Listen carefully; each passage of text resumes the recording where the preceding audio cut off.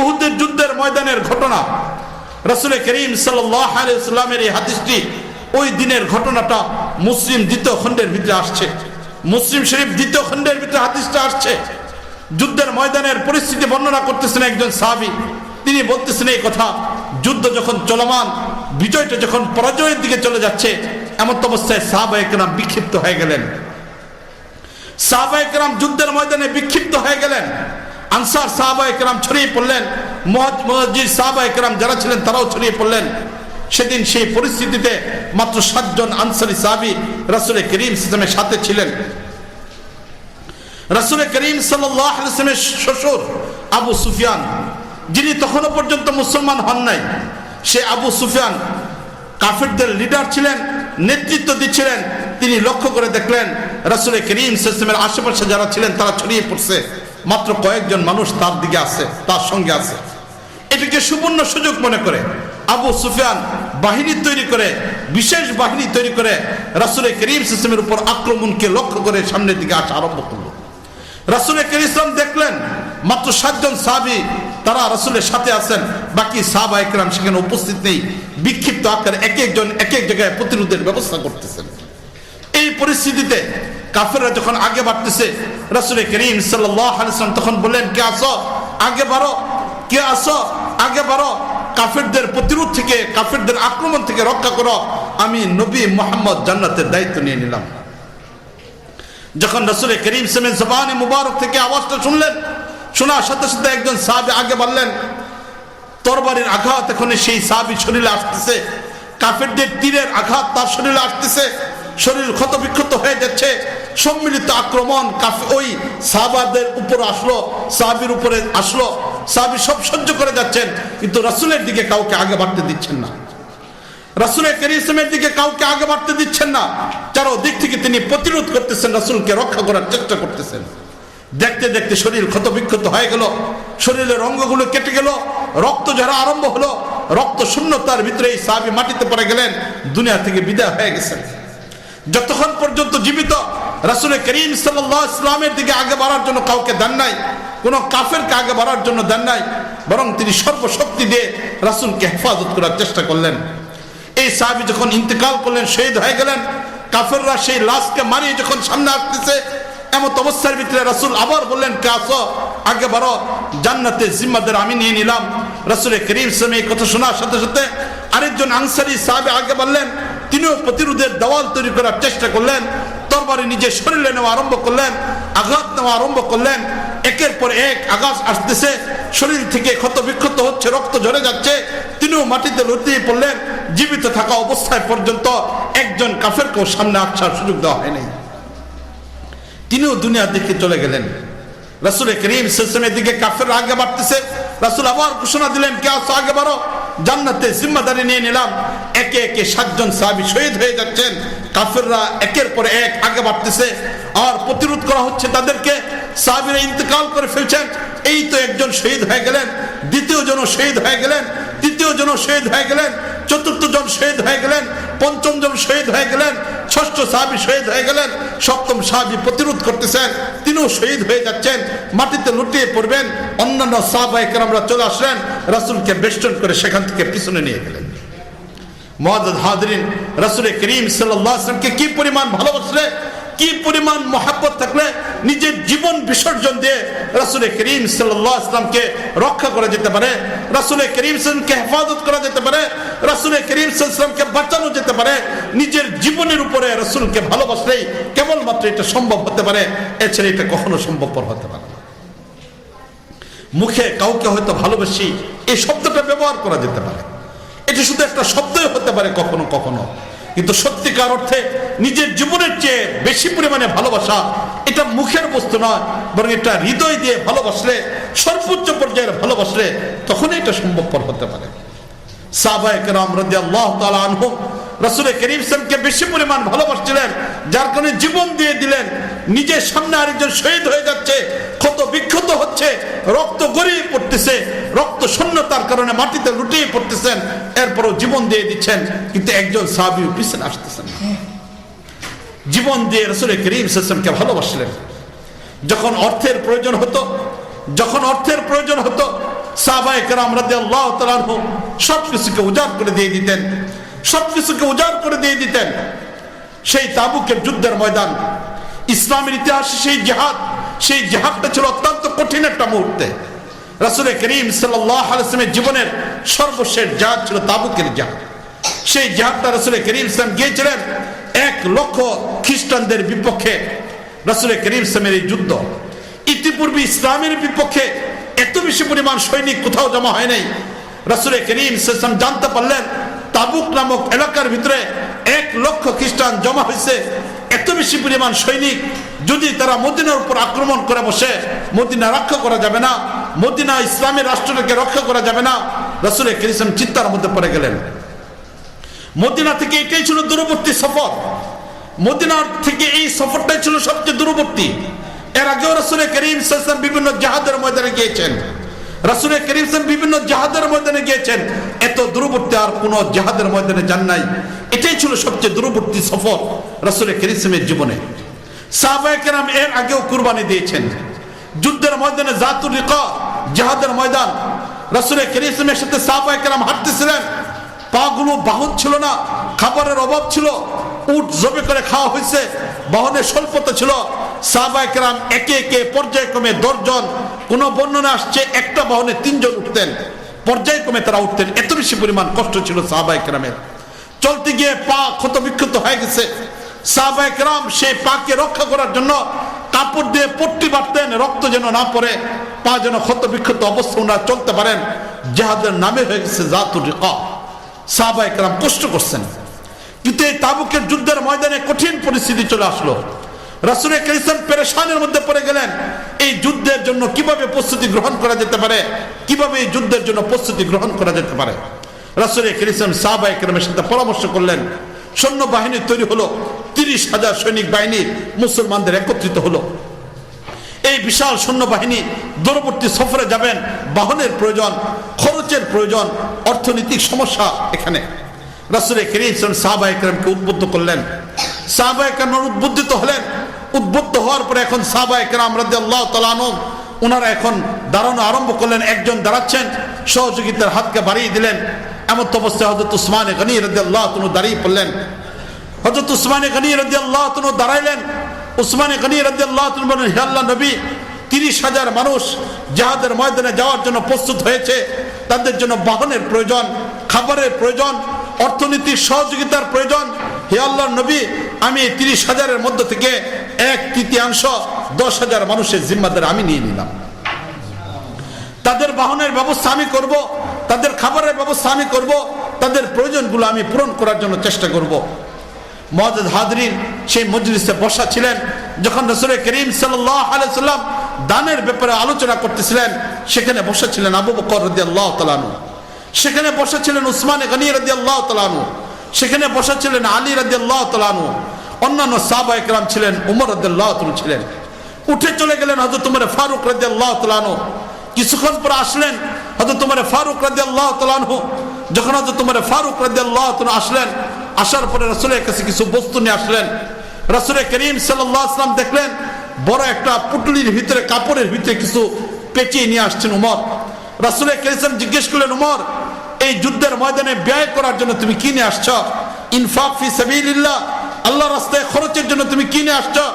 উমর ফারুক রাদিয়াল্লাহু তাআলা আনহু মাথা উঠাইলেন, বললেন, হে আল্লাহর নবী, করুণ অবস্থা চলতেছে, অর্থনৈতিক দৈন্যতা চলতেছে, অভাব অনটন চলতেছে, দেওয়ার মতো কোনো বেশি একটা কিছু নেই। হে আল্লাহর নবী, ঘরের মধ্যে যা ছিল 2টা ভাগ করছি, একটা ভাগ ঘর ওলাদের জন্য রেখে আসছি, আরেকটা ঘর আল্লাহ রাস্তায় খরচ করার জন্য নিয়ে আসছি। এই বাকি সম্পদ হলো এই, যা অর্ধেক আপনার জন্য নিয়ে আসছি। রাসূল করিম সাল্লাল্লাহু আলাইহি ওয়াসাল্লাম জিজ্ঞেস করলেন আবু বকরকে, আবু বকর, তুমি কি নিয়ে আসছো? তুলনামূলক আবু বকর রাদিয়াল্লাহু তাআলা আনহুর পুটলিটা ছিল ছোট। আবু বকর রাদিয়াল্লাহু তাআলাকে জিজ্ঞেস করার পর আবু বকর বলেন, হে আল্লাহর নবী, কঠিন পরিস্থিতি চলতেছে, দেওয়ার মতো কোনো কিছু নাই, যা কিছু ছিল সবকিছুই নিয়ে চলে আসছে, যা কিছু ছিল সবকিছু নিয়ে চলে আসছি। রাসূল করিম সাল্লাল্লাহু আলাইহি ওয়াসাল্লাম বললেন যে উমর তো অর্ধেক রেখে আসছে, আর তুমি কি করে রেখে আসছো তোমার পরিবারের জন্য? হযরত আবু বকর রাদিয়াল্লাহু তাআলা উত্তর দিলেন, আল্লাহ এবং তার রাসূলকে জিম্মাদারি দিয়ে আসছি, আল্লাহ এবং তার রাসূলকে জিম্মাদারি দিয়ে আসছি। মুআজ্জাজ হাজরিন, আমাদেরও সন্তান আছে, প্রয়োজনের কথা আমরাও চিন্তা ভাবনা করি। আমাদেরও পরিবার আছে যাদের চিন্তা ভাবনা আমাদের করতে হয়। আমরা যেমন আমাদের পরিবারের ব্যাপারে মমতাশীল, ভালোবাসি, তাদের প্রয়োজনের বিষয়গুলো যেমন পূরণের বিষয়টা চিন্তা করতে হয়। আবু বকর রাদিয়াল্লাহু তাআলা তো পরিবার ছিলেন, আবু বকর রাদিয়াল্লাহু তাআলা তো সন্তান ছিলেন, আবু বকর রাদিয়াল্লাহু তাআলা তো স্ত্রী ছিলেন। তাদের প্রয়োজনের কথাও তো আবু বকর রাদিয়াল্লাহু তাআলা চিন্তা করতে হতো। কিন্তু সেখানে ইসলামের ডাক যখন চলে আসছে, তখন আবু বকর রাদিয়াল্লাহু তাআলা নিজের পরিবারের কথা চিন্তা করেন নাই, নিজের পরিবারের কথা চিন্তা করেন নাই, সন্তানের কথা চিন্তা করেন নাই, পরিবারের কি খাবার হবে এটা চিন্তা করেন নাই, বরং আল্লাহর রাস্তায় খরচের প্রয়োজন দেখা দিচ্ছে। আবু বকর রাদিয়াল্লাহু তাআলা ঘরের জিম্মাদারি আল্লাহ এবং নবীর উপর রেখে সবকিছুকে নিয়ে চলে আসছেন। এটা কখন হয়েছে? নবীর প্রতি যখন ভালোবাসা চূড়ান্ত পর্যায়ে ছিল, নবীর ব্যাপারে যখন ভালোবাসা চূড়ান্ত পর্যায়ে ছিল, তখনই আবু বকর রাদিয়াল্লাহু তাআলার মতো অসংখ্য সাহাবায়ে কেরাম নিজেদের সবকিছুকে উজাড় করে দিয়ে দিয়েছেন। যখন হিজরতের মাসলা আসলো, যখন হিজরতের বিষয়টা চলে আসলো, সাহাবায়ে কেরাম পিছনে পড়ে থাকেন নাই, বরং সাহাবায়ে কেরাম নিজেদের সবকিছুকে রেখেই হিজরতের জন্য প্রস্তুত হয়ে গেছেন। যখন জিহাদের ডাক আসছে, তখনই সাহাবায়ে কেরাম চলে গেছেন। যখনই যা কিছুর প্রয়োজন হয়েছে, সাহাবায়ে কেরাম কোনো অবস্থায় পিছনের দিকে তাকান নাই। ইয়ারমুকের যুদ্ধ, রাসূল করিম সাল্লাল্লাহু আলাইহি ওয়াসাল্লামের কাছে সংবাদ আসলো, যুদ্ধের ময়দানে খ্রিস্টানদের সংখ্যা হলো 2 লক্ষ। সাহাবায়ে কেরাম চিন্তার মধ্যে পড়ে গেলেন। রাসূল করিম যুদ্ধের জন্য প্রস্তুতি নেবেন, এর মাঝখানে রাসূল নিজে যেতে পারতেছেন না। রাসূল করিম সাল্লাল্লাহু আলাইহি ওয়াসাল্লাম বলে দিলেন এই কথা, এই যুদ্ধের ময়দানে প্রথম সেনাপতি হবে জাফর। যদি জাফরের কোনো কিছু হয়ে যায়, তাহলে দ্বিতীয় নাম্বার সেনাপতি হবে যায়েদ ইবনে হারেসা। তৃতীয় পর্যায়ে যদি তারও কোনো কিছু হয়ে যায়, আব্দুল্লাহ ইবনে রাওহা সেনাপতি হবে। রাসূল করিম সাল্লাল্লাহু আলাইহি ওয়াসাল্লাম কোন যুদ্ধের ময়দানে এইভাবে পর্যায়ক্রমে নেতা নির্বাচন করতেন না, সেনাপতি নির্বাচন করতেন না, আমির নির্বাচন করতেন না। কিন্তু এই যুদ্ধের ময়দানে রাসূল করিম সাল্লাল্লাহু আলাইহি ওয়াসাল্লাম পর্যায়ক্রমে 3 জন আমিরের কথা উল্লেখ করলেন। শেষ পর্যন্ত রাসূল এতটুকু বললেন, যদি এই 3 জনের মধ্যে সবাই শহীদ হয়ে যায়, তাহলে উপস্থিতির মধ্যে তোমরা যাকে পাবে তাকে নির্বাচন করে আমির বানিয়ে যুদ্ধ পরিচালনা করবে। মুআজ্জাজ হাজরিন, সেদিনে সেই যুদ্ধের অবস্থার কথা চিন্তা করে দেখি। জাফর রাদিয়াল্লাহু তাআলা বুঝে ফেললেন যে এটা আমার জীবনের শেষ, আর কোনোদিন এখানে আসতে পারবো না, কারণ পরবর্তী আমির নির্বাচন হয়ে গেছে, নবীর জবান থেকে উচ্চারণ হয়ে গেছে। সুতরাং নবীর জবান থেকে উচ্চারণ হয়ে গেছে, আমি আর এখানে জীবিত আসতে পারবো না। জাফর রাদিয়াল্লাহু তাআলা বুঝে ফেললেন, আব্দুল্লাহ ইবনে রাওহা রাদিয়াল্লাহু তাআলা বুঝে ফেললেন যে এটাই জীবনের শেষ, আর ফিরে আসতে পারবো না। যায়েদ ইবনে হারেসা রাদিয়াল্লাহু তাআলা বুঝে ফেললেন যে এটাই জীবনের শেষ জিহাদ, আর মনে হয় ফিরে আসতে পারবো না।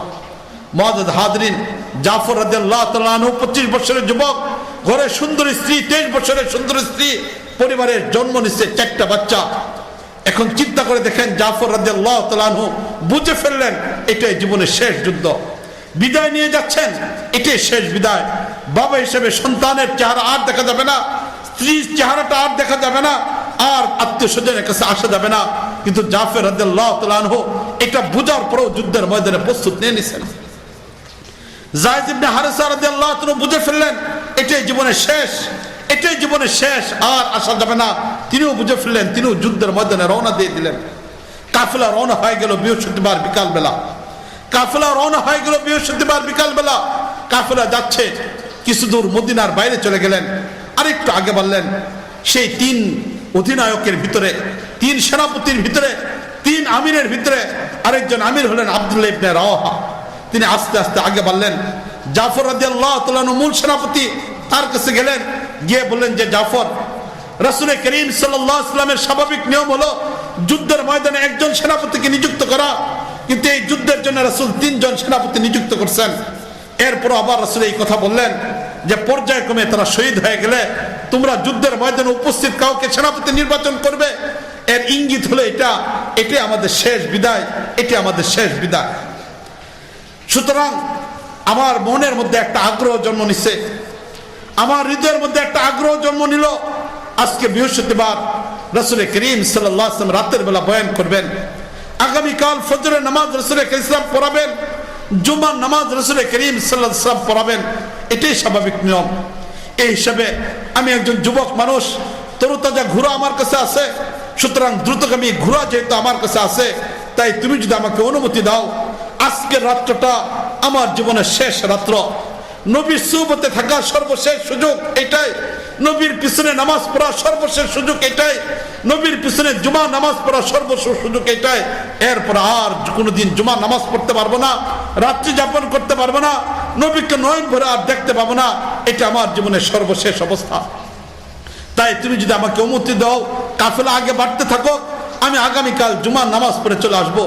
খোদার কসম খায় বলতেছি, ঘরে যাব না, পরিবারের ভালোবাসার কারণে স্ত্রীর সাথে রাত্রি যাপনের জন্য যাব না, সন্তানের ভালোবাসার কারণে পিতা হিসেবে তাদের সামনে গিয়ে দাঁড়াবো না, বরং আমি যাব নবীকে দেখার জন্য, নয়ন ভরে নবীকে দেখার জন্য আমি সেখানে উপস্থিত হব। আবেগময় কথা বলার পরে আব্দুল্লাহ ইবনে রাওয়াহা রাদিয়াল্লাহু আনহুকে অনুমতি দিয়ে দেওয়া হলো। আব্দুল্লাহ ইবনে রাওয়াহা রাদিয়াল্লাহু আনহু চলে গেলেন, চুপি সরে চলে গেলেন মসজিদে নববীতে, গিয়ে বসলেন, রাসূল করিম সাল্লাল্লাহু বয়ান শুনলেন।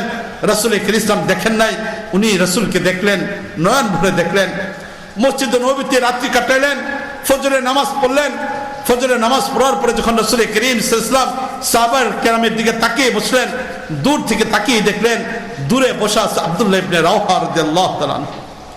রাসূল করিম সাল্লাল্লাহু আব্দুল্লাহ ইবনে রাওয়াহাকে ডাক দিয়ে জিজ্ঞেস করলেন, আব্দুল্লাহ ইবনে রাওয়াহা, তোমাকে না যুদ্ধের ময়দানে সেনাপতি হিসেবে দায়িত্ব দেওয়া হয়েছে, কাফেলা রওনা হয়ে গেছে, গতকাল জোহরের পরে রওনা হয়ে গেছে, তুমি এখানে কেন বসে আছো? আব্দুল্লাহ ইবনে রাওয়াহা রাদিয়াল্লাহু তাআলা দাঁড়িয়ে পড়লেন, রাসূলের দিকে তাকানো আব্দুল্লাহ ইবনে রাওয়াহা দু নয়ন ভরে রাসূল করিম সাল্লাল্লাহু দেখতেছেন। আব্দুল্লাহ ইবনে রাওয়াহা, এই আব্দুল্লাহ ইবনে রাওয়াহা রাদিয়াল্লাহু তাআলা হাঁটে হাঁটে পা পা করে আগে আসলেন, রাসূলের দরবারে বসলেন, রাসূলের নিকটে বসলেন। আর আব্দুল্লাহ ইবনে রাওয়াহা রাদিয়াল্লাহু তাআলা বলেন, হে আল্লাহর নবী, খোদার কসম খায় বলতেছি, স্ত্রীর ভালোবাসার কারণে নয়, সন্তানের ভালোবাসার কারণে নয়, কাপুরুষতার কারণে নয়, যুদ্ধের ময়দানে শহীদ হয়ে যাবো এই ভয়ে নয়, বরং হে আল্লাহর নবী, আপনি যেভাবে একের পর এক পর্যায়ক্রমে আমি নিযুক্ত করেছেন, আমার বুঝে আসছে এটাই মদিনা থেকে শেষ বিদায়, এটাই আপনাকে দেখার সর্বশেষ সুযোগ, আপনাকে দেখার জন্য, আপনার পিছনে নামাজ পড়ার জন্য, শুক্রবারের জুমার নামাজটা আপনার পিছনে পড়ার জন্য আমি এখানে রয়ে গেলাম। আমিরের কাছ থেকে অনুমতি নিয়ে আসছি, আমি যুবক মানুষ, তাজা ঘোড়া আমার কাছে রয়েছে, দ্রুতগামী ঘোড়া আমার কাছে রয়েছে, আমি গিয়ে পৌঁছে যেতে পারবো সেই কাফেলার সাথে, আমি তার অনুমতি নিয়ে আসছি। রাসূল করিম সাল্লাল্লাহু আলাইহি ওয়াসাল্লাম বললেন, আব্দুল্লাহ ইবনে রাওয়াহা, আল্লাহর রাস্তায় এক সকাল এক বিকাল, আল্লাহর রাস্তায় এক সকাল এক বিকাল, এটা তো দুনিয়া এবং তার ভিতরে যা আছে সবকিছুর চেয়ে উত্তম। একটা সকাল যে ব্যক্তি আল্লাহর জিহাদের ময়দানে, আল্লাহর দ্বীন দুনিয়াতে প্রতিষ্ঠা হওয়ার সংগ্রামে যে ব্যক্তি এক সকাল ব্যয় করতেছে, সে তো জান্নাতের পথে অনেক আগে বেড়ে গেছে, 500 বছরের রাস্তা অতিক্রম করে ফেলছে। আব্দুল্লাহ ইবনে রাওয়াহা, আব্দুল্লাহ ইবনে রাওয়াহা, আব্দুল্লাহ ইবনে রাওয়াহা, তুমি হয়তো এখানে জুমার নামাজ পড়তে পারো, কিন্তু তোমার সাথী যারা, তারা তো জান্নাতের পথে 500 বছরের রাস্তা অতিক্রম করে ফেলছে, তুমি সেই অতিক্রম কি করে করবে? আব্দুল্লাহ ইবনে রাওয়াহা রাদিয়াল্লাহু তাআলা আনহু চোখের পানি ফেলে দিলেন, বলেন, হে আল্লাহর নবী, কি করতে হবে বলেন? রাসূল করিম সাল্লাল্লাহু আলাইহি ওয়াসাল্লাম বললেন, যাও জিহাদের ময়দানে চলে যাও। জিহাদের ময়দানে রওনা হয়ে গেছেন আব্দুল্লাহ ইবনে রাওয়াহা রাদিয়াল্লাহু তাআলা আনহু। জীবনের শেষ দিনটা পর্যন্ত জানতেন এটা শেষ বিদায়, এটাই শেষ বিদায়। এরপরেও তারা যুদ্ধের ময়দানে উপস্থিত হয়ে গেছেন, পিছপা হন নাই, সেদান থেকে ফিরে আসেন নাই। আব্দুল্লাহ ইবনে রাওয়াহা সহ অসংখ্য সাহাবায়ে কেরাম। কেন এমন ছিল? রাসূল করিম সাল্লাল্লাহু আলাইহি ওয়াসাল্লামকে সবচেয়ে ভালোবাসতেন, সবচেয়ে বেশি পরিমাণ মহব্বত করতেন, রাসূলের ভালোবাসা তাদের অন্তরের মধ্যে সবচেয়ে বেশি পরিমাণ ছিল, যার কারণে বিষয়টা এমন ছিল, যেখানে অর্থের প্রয়োজন অর্থ দিছেন, যেখানে জীবন দেওয়ার প্রয়োজন সেখানে জীবন দিছেন, যেখানে যা ত্যাগ করা দরকার সবগুলোকে ত্যাগ করে ফেলছেন। রাসূল করিম সাল্লাল্লাহু আলাইহি ওয়াসাল্লাম হেঁটে যাচ্ছেন একদিন বিকালবেলা, বাইরে যাচ্ছেন, সাহাবায়ে কেরামের সাথে গল্প করে যাচ্ছেন।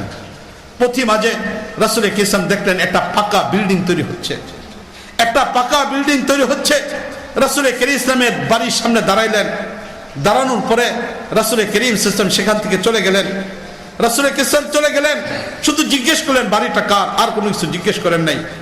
যে পাকা তৈরি বিল্ডিং যা তৈরি করা হচ্ছিল, ওই সাহাবী তখন এখানে ছিলেন না। কিছুক্ষণ পরে তিনি আসলেন, শুনতে পাইলেন রাসূল করিম এখানে দাঁড়াইছেন, এবং এখানে দাঁড়ানো পরে জিজ্ঞেস করছেন বাড়িটা কার।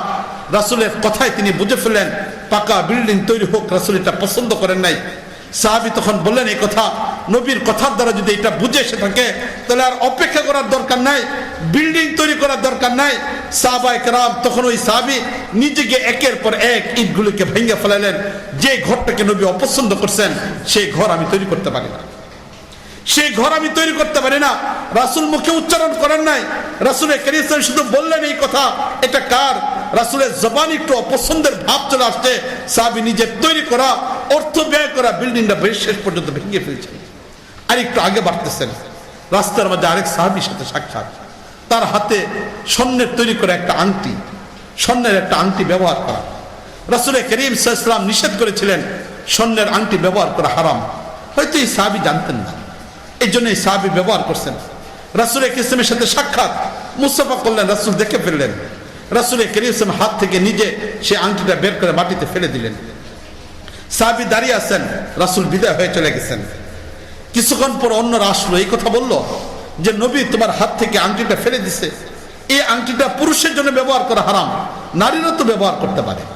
এই জন্য তুমি এটা উঠাই নিয়ে যাও, নিয়ে নারীদের কাজে এটাকে ব্যবহার করো, অথবা এটাকে বাজারে বিক্রি করে দাও। এর অর্থের দ্বারা তুমি অন্য প্রয়োজন পূরণ করে ফেলতে পারো। যখন এই কথা বললেন, এই সাহাবী বললেন এই কথা, আরে হয়তো এর দ্বারা আমার সামান্য পরিমাণ উপকার হতে পারে। আমি হয়তো কোনো নারী, আমার পরিবারের কোনো মহিলাকে দিয়ে দিতে পারি যে স্বর্ণটা ব্যবহার করতে পারে, যাদের জন্য স্বর্ণ ব্যবহার জায়েজ। অথবা এটাকে বিক্রি করে আমি ভিন্ন কোনো কাজও করতে পারি, এর দ্বারা হয়তো দুনিয়ার কোনো ফায়দা আমার অর্জন হবে। কিন্তু যে আংটি রাসূল কারীম সাল্লাল্লাহু আলাইহি ওয়াসাল্লাম আমার হাত থেকে ফেলে দিচ্ছেন, যে আংটি আমার হাত থেকে রাসূল খুলে ফেলছেন, আমার জীবন চলে যেতে পারে, দুনিয়ার সম্পদ আমার নষ্ট হয়ে যেতে পারে, কিন্তু কোনো অবস্থার ভিতরে আমার হাত থেকে পড়ে যাওয়া, নবীর হাত থেকে ফেলে দেওয়া সে আংটি কোনো অবস্থায় উঠে বিক্রি করা সম্ভবপর না, এর দ্বারা ফায়দা অর্জন করা সম্ভব না। বরং তিনি সেই আংটিকে সেখানে রেখেই চলে গেছেন। রাসূল কারীম সাল্লাল্লাহু আলাইহি ওয়াসাল্লামের কথা, রাসূল কারীমের কাজ সাহাবায়ে কেরামের কাছে কতটুকু প্রিয় ছিল। মুআজ্জাজ হাজিরিন, এই জন্য তারা সাহাবী হতে পারছিলেন, এই জন্য আল্লাহ রাব্বুল আলামিন তাদেরকে নির্বাচন করেছিলেন। আব্দুল্লাহ ইবনে মাসউদ রাদিয়াল্লাহু তাআলা হাদিস, আখতারাহুমুল্লাহু তাআলা লিসুহবাতি নবিয়্যিহিম, আল্লাহ রাব্বুল আলামিন স্বয়ং তাদেরকে নির্বাচন করেছিলেন রাসূল কারীম সাল্লাল্লাহু সুহবতের জন্য। আর যুগের পর যুগ যেন মানুষ রাসূল কারীম সাল্লাল্লাহু ভালোবাসে, যুগের পর যুগ যেন মানুষ রাসূলকে ভালোবাসে। এই জন্য রাসূল কারীম সাল্লাল্লাহু আলাইহি ওয়াসাল্লাম নীতিমালা নির্ধারণ দিয়ে গেছেন। সে আনাস রাদিয়াল্লাহু তাআলা হাদিসের ভিতরে, লা ইউমিনু আহাদুকুম হাত্তা আকুনা আহাব্বা ইলাইহি মিন ওয়ালিদিহি ওয়া ওয়ালাদিহি ওয়ান নাস আজমাইন, যতক্ষণ পর্যন্ত আমি নবী, তার কাছে তার বাবা, তার সন্তান, সমবয়সী মানুষ, সকল মানুষের চেয়ে প্রিয় না হব, ততক্ষণ পর্যন্ত সর্বাধিক প্রিয় না হব, মুসলমানই হবে না সে। মুআজ্জাজ হাজিরিন, যুগে যুগে যারা সত্যিকার মুমিন হয়েছে, রাসূল কারীম সাল্লাল্লাহু আলাইহি ওয়াসাল্লামকে সবচেয়ে বেশি পরিমাণ ভালোবাসতে হয়েছে। সবচেয়ে বেশি পরিমাণ ভালোবাসা ছিল সাহাবায়ে কেরামের কথা বলা হোক, তাবিঈনদের কথা বলা হোক, তাবিঈনদের কথা বলা হোক, পরবর্তী সে মানুষগুলো আছে তাদের একের পর এক কথাগুলোর কথা বলা হোক, সকলেই একই রকম ছিলেন। রাসূল কারীম সাল্লাল্লাহু আলাইহি ওয়াসাল্লাম লাউ খাইতে পছন্দ করতেন। লাউয়ের তরকারিকে রাসূল কারীম সাল্লাল্লাহু পছন্দ করতেন। শীত লাউয়ের তরকারি বেশি পছন্দ করতেন রাসূল কারীম সাল্লাল্লাহু। তিরমিজি সানির ভিতরে হাদিস আসছে, বুখারীর মধ্যে হাদিসের মধ্যে আসছে, রাসূল কারীম সাল্লাল্লাহু খাদেম আনাস রাদিয়াল্লাহু তাআলা বলতেছেন, একদিন এক সাহাবী যিনি দর্জি ছিলেন, বুখারী শরীফের মধ্যে হাদিস আসছেন, সেগুলো হাদিস হুজুর আমাদের এখানে আসেন, যে ওই হাদিসের মধ্যে আসছে এক দর্জি রাসূল কারীমকে দাওয়াত দিচ্ছেন।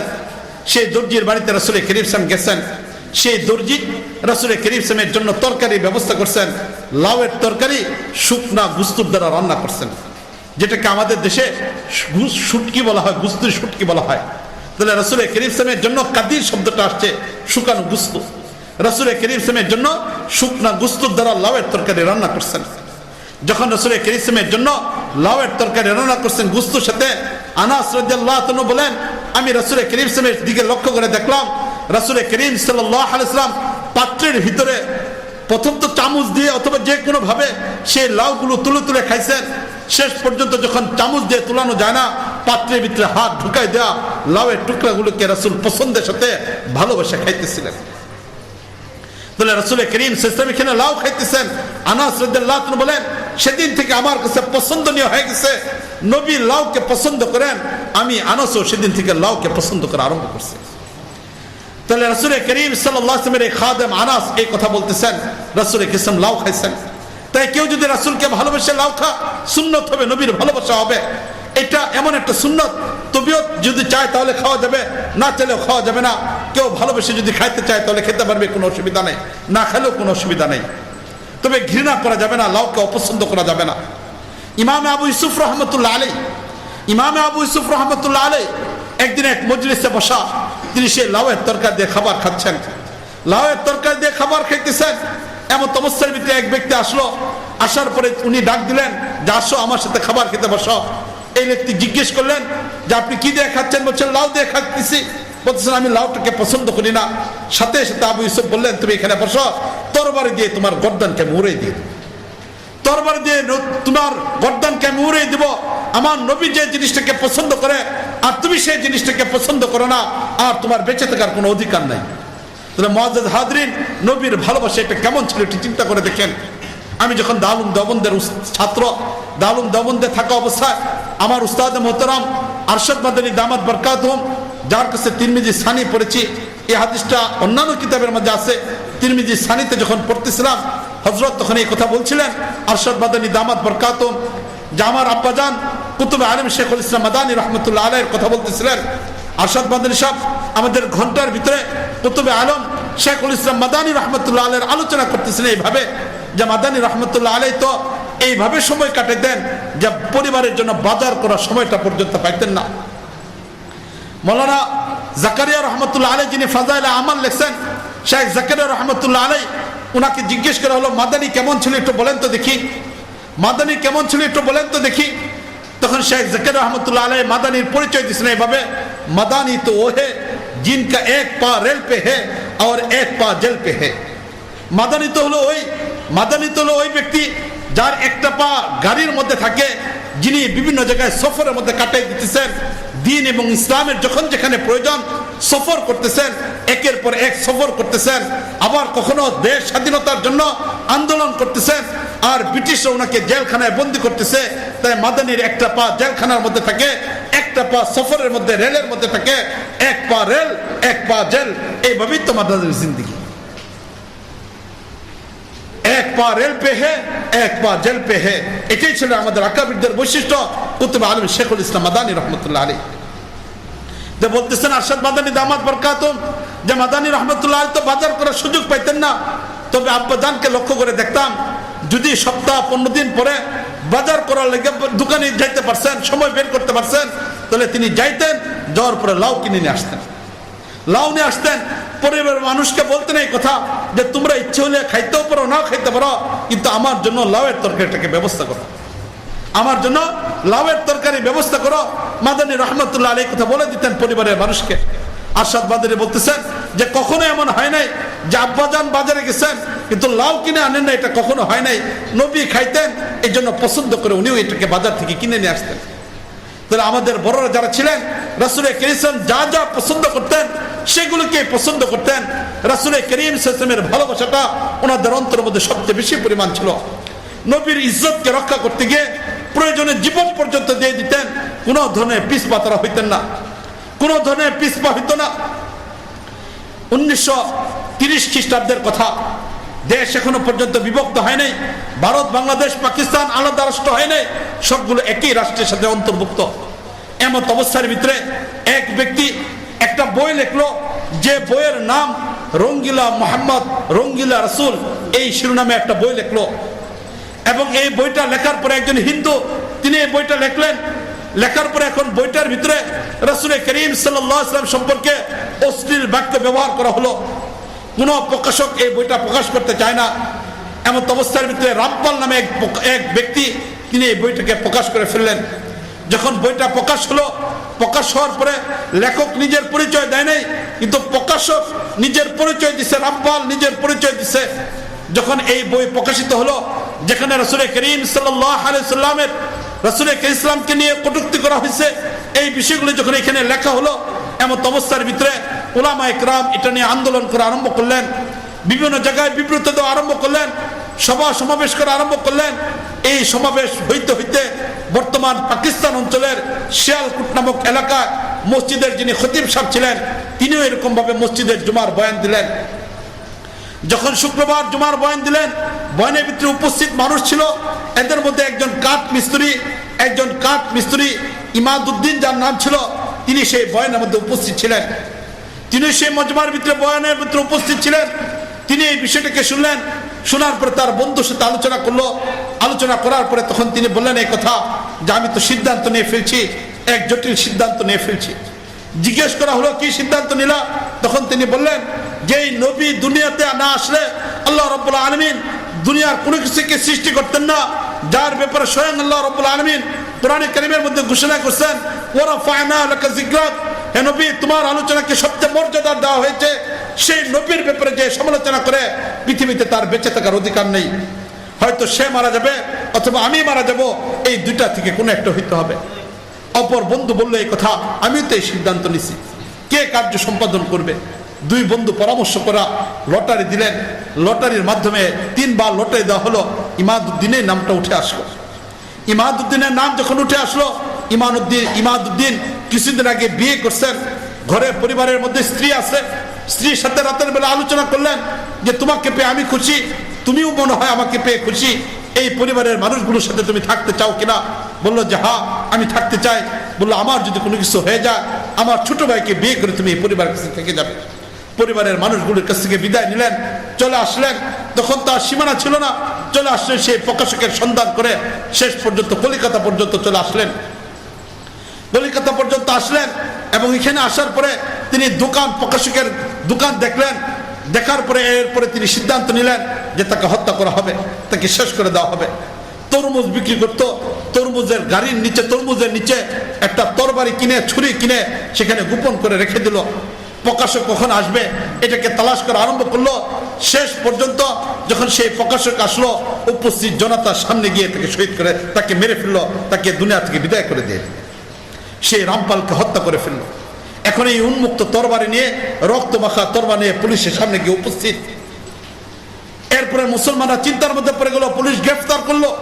মুসলমানরা চিন্তার মধ্যে পড়ে গেল কি হবে। মুসলিম যারা ছিলেন তারা আইন উকিল এরকম নিযুক্ত করলেন, একের পর এক উকিল নিযুক্ত করলেন এবং মুসলমানদের পক্ষ নিয়ে তৎকালীন যুগের মোহাম্মদ আলী জিন্নাহ, যিনি পাকিস্তানের সেই প্রতিষ্ঠাতাদের অন্তর্ভুক্ত মোহাম্মদ আলী জিন্নাহ, তিনি নিজে উকিল হিসেবে দায়িত্ব পালন করার জন্য দাঁড়িয়ে পড়লেন। হিন্দুরা এরকম উকিল তৈরি করলো, দাঁড়িয়ে পড়লো। একের পর এক আদালতের মধ্যে বিচার ব্যবস্থা চলতেছে। শেষ পর্যন্ত যেদিন রায় ঘোষণা হবে, আগের দিন গিয়ে মোহাম্মদ আলী জিন্নাহ তিনি ইয়েকে বললেন এই কথা, ইমাদউদ্দিনকে বললেন এই কথা, ইমাদউদ্দিন আগামীকালকে রায় ঘোষণা হবে, চূড়ান্ত পর্যায়ে রায় ঘোষণা হবে। এখন তোমার বাঁচার আর কোনো পথ নাই, একটা মাত্র পথ। সেই পথ হলো এটা যে যখন তুমি তাকে হত্যা করছো, আদালতের দ্বারা এই